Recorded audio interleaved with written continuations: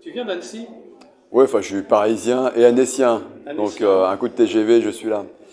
où tu as fait quelques actions hein, Oui, dans un certain alors, cimetière. un peu partout, dans toute la France, je fais des actions, mais c'est vrai, des libertés d'expression. Juste une introduction, recordman des gardes à vue. Ouais, 700 heures de garde à Jamais vue. battu.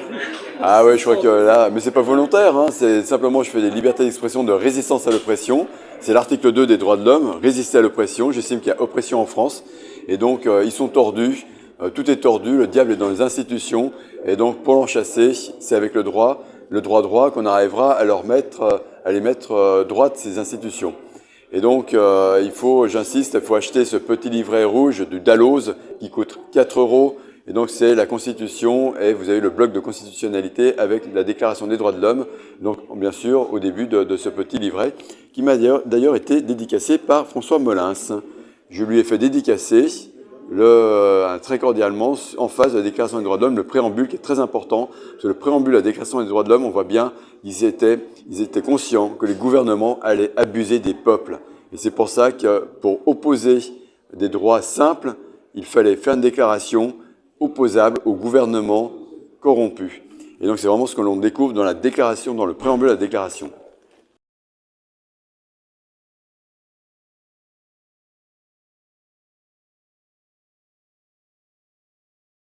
Donc, il faut l'acheter, l'avoir sur soi. Et quand vous êtes embêté par des forces de l'ordre, le sortir, dire nous, on veut simplement le respect de la Constitution, le respect de la Déclaration des droits de l'homme. Actuellement, tout est bafoué. C'est une arme. C'est une arme, exactement. On va s'armer avec le petit livret rouge, mais également, on peut s'armer avec du 12 mm. 12 mm, c'est du Posca, c'est efficace.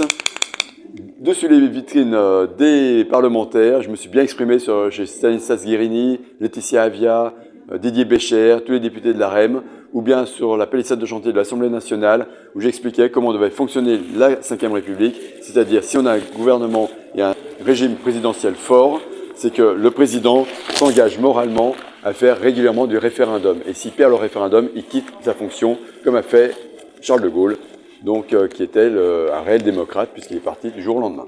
Et les référendums, donc le problème actuellement, c'est que les médias sont complètement sous la botte de l'oligarchie. Donc on ne peut pas faire de référendum dans l'état actuel des choses parce que tout est biaisé. On le voit en Suisse, justement, ils font des votations. Et en Suisse, ils se sont fait mener par les médias pour accepter l'inacceptable. Et donc ils ne sont plus en confédération, ils sont en fédération maintenant. Et ils ont changé de statut sans le vouloir. Donc, et sans être conscients justement de la portée de leurs actes référendaires manipulés par les médias mainstream. Comment chasser le diable des institutions? Eh bien, c'est par la justice, mais par une justice où on pourra justement élire les procureurs de la République et les très hauts magistrats, donc présidents de cour, élus au suffrage universel. Et donc, s'ils ne font pas leur boulot, eh bien, on les remplace par d'autres. Mais là, actuellement, ils sont nommés, notamment le procureur de la République, est nommé par le pouvoir exécutif, ce qui est une hérésie française, qui est même dénoncée par la Cour européenne des droits de l'homme et dénoncée par la Commission européenne.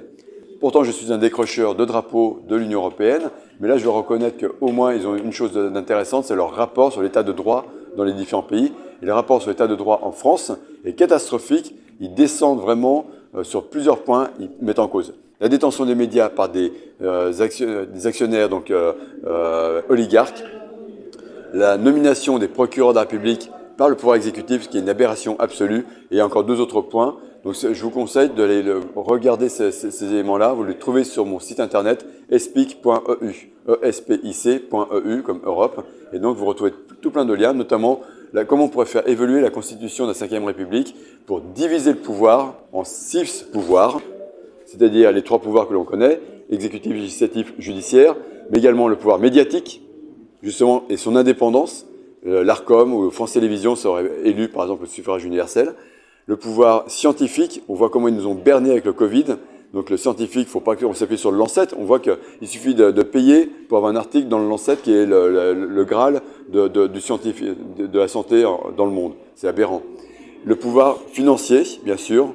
Le pouvoir financier, c'est-à-dire la très haute finance. Il faut que le président de la Banque de France, également de l'Agence de régulation des marchés, soit élu au suffrage universel, et puis qu'on mette à chaque fois des petits grains de sable dans tous les systèmes, notamment financiers, avec la loi Tobin, qui pourrait financer justement le mode de fonctionnement financier mondial, etc. Donc il y a des petites choses comme ça, que chaque pouvoir lève l'impôt, mais on reste dans la Ve République, mais on divise le pouvoir. La fonction de président de la République devient 6 pouvoirs, 6 présidents de la République différents, et j'ai même inclus une 7e notion qui serait un prescripteur spirituel qui pourrait se rapprocher justement d'un roi, qu'on pourrait justement élire en fonction des grandes familles françaises qui représentent la nation. Et donc le peuple, justement, c'est lui qui est sollicité à chaque fois pour élire ses représentants. Et bien sûr, il y aurait le RIC, Karl, donc référendum d'initiative citoyenne, constitutif, abrogatoire, législatif, révocatoire. Donc Karl, RIC, Karl, j'aime bien parce que comme ça met un peu de jaune dans de l'eau et ça fait un joli Ricard.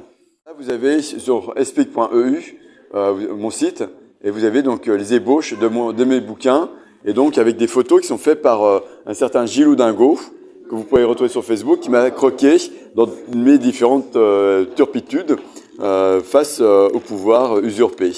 Et donc vous avez des différents dessins qu'il m'a fait. Et donc, vous retrouvez tout ça sur explique.eu avec plein de textes que j'ai utilisés pour les manifestations, etc. Et puis, bien sûr, je suis sur les listes européennes avec France Libre.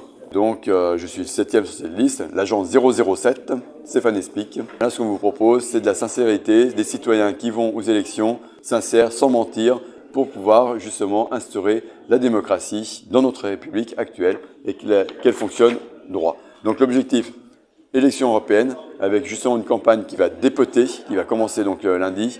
On va déposer des plaintes procureur de la République contre le maintien en poste de ministre de la Justice Dupond-Moretti, qu'on estime qu'il est sous emprise mafieuse.